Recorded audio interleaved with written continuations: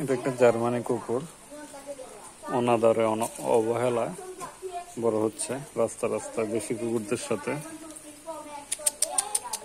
কেমন আছিস? দেখুন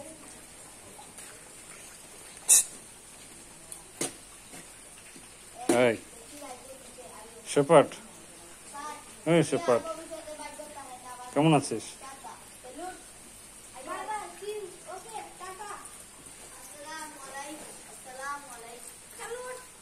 ওয়ালাইকুম আসসালাম।